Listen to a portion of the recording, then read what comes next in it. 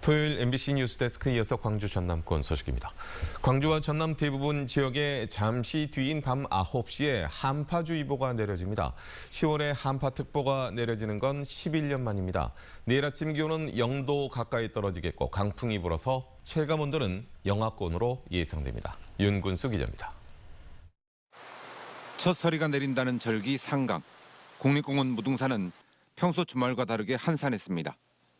갑자기 추워진 날씨에 등산객들의 옷은 두툼해졌고 추위 대비를 못한 탐방객들은 당황해하기도 했습니다.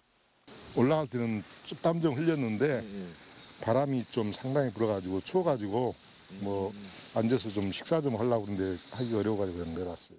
가을철 탐방객 증가에 따른 코로나19 확산을 차단하기 위해 임시 선별 진료소를 설치했지만 여기에도 발길이 뜸했습니다.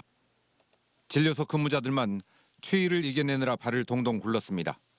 냉풍기를 사용을 했는데 오늘 갑자기 추워져가지고 이제 옷차림을 대비를 못해가지고 오늘은 조금 많이 추운 것 같은데. 갑작스런 추위에 광주와 전남 13개 시군에는 오늘 밤 9시에 한파주의보가 발효됩니다. 10월에 한파주의보가 내려지는 건 지난 2010년 이후 11년 만입니다. 내일 아침 기온은 곡성이 0도까지 떨어지겠고 구례와 담양은 1도, 광주는 3도로 예상됩니다. 여기에 바람이 강하게 불어서 체감온도는 영하권이 될 것으로 전망됩니다. 목포와 무안, 영광 등 서남해안 지역으로는 강풍주의보도 내려져 있습니다. 뜻밖의 찾아온 가을 한파는 월요일인 모레까지도 이어지겠습니다. 기상청과 방재당국은 가급적 외출을 자제하고 시설물이나 농작물 피해를 입지 않도록 대비해달라고 당부했습니다. MBC 뉴스 윤문수입니다. 오늘 광주에서는 코로나19 확진자 6명이 추가됐습니다. 광주시에 따르면 기존 확진자의 접촉자를 중심으로 5명이 확진됐고 1명은 요증상 검사에서 양성으로 판정됐습니다. 또 기존 확진자의 접촉자들은 대부분 자가격리 중에 확진됐기 때문에 추가 전파 가능성은 크지 않은 것으로 분석됐습니다. 한편 다음 주부터 16세와 17세 청소년을 대상으로 백신 접종이 시작될 예정인 가운데 지금까지 광주에서는 대상자의 63.9%가 사전 예약을 마쳤습니다. 남도 음식문화 큰 잔치가 남도의 맛 세계를 잇다라는 주제로 온오프라인을 통해서 열리고 있습니다. 코로나19 팬데믹을 계기로 이전 행사와 전혀 다른 형태로 바뀐 이번 축제는 전 세계에 남도 음식을 알리고 새로운 가능성을 제시하는 기회가 될 전망입니다. 최우식 기자가 보도합니다. 진도의 황칠 민어탕, 장성 삼채 오리백숙과 오채밥, 광양 불고기 한상 차림, 시군 음식과는 정갈한 남도의 맛을 한데 모았습니다. 남도를 대표하는 9명의 음식 명인들은 말 그대로 남도의 개미진 맛을 그대로 담았습니다. 세계에 내놔도 지지 않는 음식들이 있습니다. 그래서 젊은이들이 음식에 관심 있는 애들은 또 사람들은 더 남도 음식을 더 배워서 세계적으로 알렸으면 좋겠다.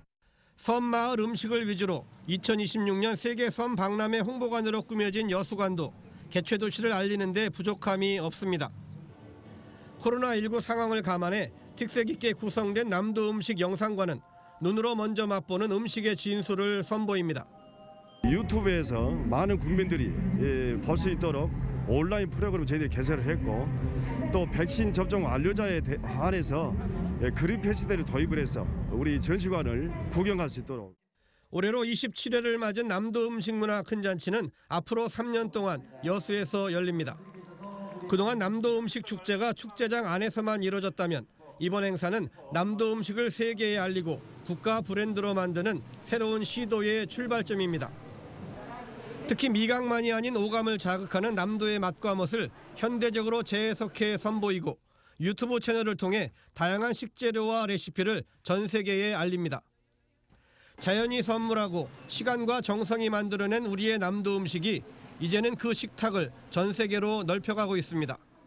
MBC 뉴스 최우식입니다. 5.18 진상조사위원회의 송선태 위원장이 발포 명령과 관련해 중요한 진전이 있다고 국정감사에서 밝혔습니다. 송 위원장은 특별 법상 의결 전에 사전 발표를 금지하는 규정 때문에 구체적으로 밝힐 수 없다면서도 조사에 진전이 있었다는 사실만 확인했습니다. 또 안매장과 관련해 직접 참여했다는 군인이 60여 명 있고 장소와 숫자도 구체적인 증언이 있었다고 말했습니다. 5.18 단체들이 토론회를 열고 5.18 유공자들의 정신적 손해배상 청구를 공론화하는 방안을 모색했습니다. 이번 토론회는 광주 민주화운동 보상금을 지급받았더라도 정신적 손해배상을 청구할 수 있다는 헌법재판소의 판결에 따른 것으로 좌장을 맡은 정준호 변호사를 비롯한 참석자들은 향후 대응 방안을 집중적으로 논의했습니다.